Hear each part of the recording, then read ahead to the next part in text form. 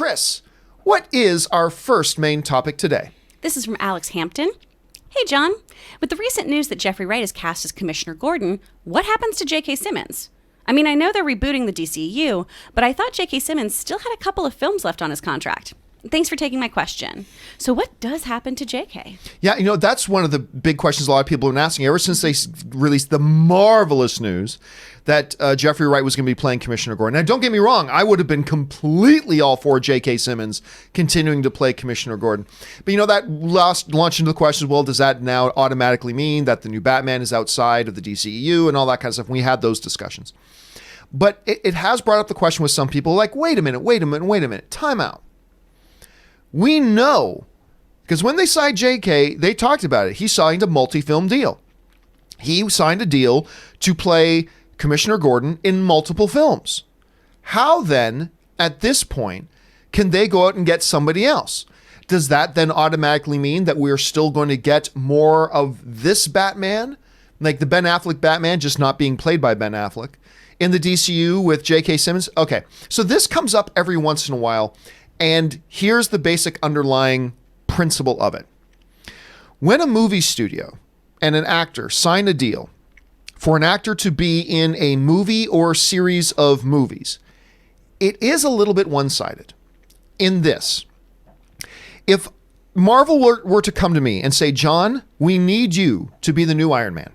We try to get Robert Downey Jr. back, but quite frankly, we think you have far more good looks, charm, and charisma to bring to the role. We really need to take Iron Man up a notch. Clearly, Campea is the guy to do it.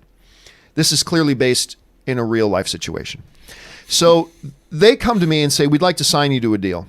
I'm like, okay. I sign a 5-picture deal. We do the first Iron Man Reborn movie with me playing Iron Man, Tony Stark. I kind of want to see that. So we make the first movie. Marvel quickly realizes, oh my God, we made a horrible mistake in getting this Campea guy to do it.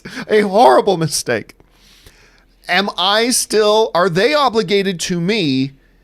I have a 5-picture deal to make 4 more Iron Man movies with me? No. See, I am obligated that if they want me in 4 more movies, I'm obligated. I have to come back and appear unless they let me out of my contract. I got to come back and be in them. That's the deal. But they are not obligated to have me. That's the key here. Just because they signed him to a 5-film deal doesn't mean they are obligated to make 5 films with him. It just means that if they decide to make 5 films, he's got to come back and be in them if they want him. Now, this goes back to something like Terrence Howard. With the staying with Iron Man, with the Iron Man situation. See, Terrence Howard, I believe, had a 3-film deal to play Rhodey. I believe that was the original deal. They wanted to restructure, whatever. They moved on from him. They went to Don Cheadle. Now, there was other drama involved as well, but the basic principle is there. He's under obligation to come back and be in their films if they want him, but they're totally free to either not make any more films or to move on and use somebody else in the role. That's the basis of it. So just because J.K. Simmons did have a multiple film deal, that does not automatically mean now that they have to make more movies with him in it in the role of Commissioner Gordon. I know that feels a little bit unfair, but that is the nature of 95% of those contracts. Rob, what am I missing there in this whole scenario when it comes to something like this? What would you add to that? No, I mean, I think that's exactly the case. Now, remember, every contract that they make for a movie is new. A movie is every single movie that gets made is a business unto itself. You form your own corporation, whether it's an LLC.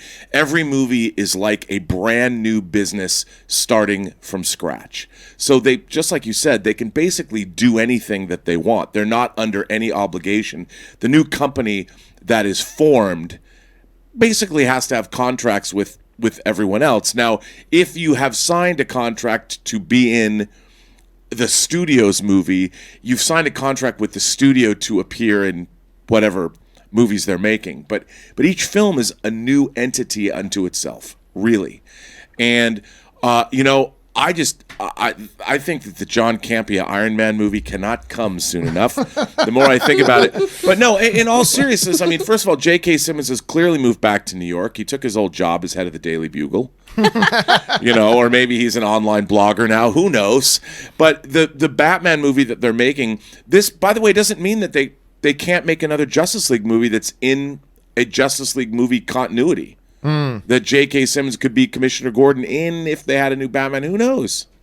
There's still a lot of possibilities here. But yeah, so basically we often hear about actors who had multiple film deals. Why didn't it get? Well, it's because it really does favor the studios. It does obligate the actors to come back to be in the role the studios want it. It does not obligate the studios to make those movies or even to bring them back if they don't want to do that, and thus they move on. What do you guys think about that whole situation? Would you have liked to have seen JK carry on? I love JK, so it would have been pretty cool too. Jump down to the comments section below and let us know your thoughts. All right.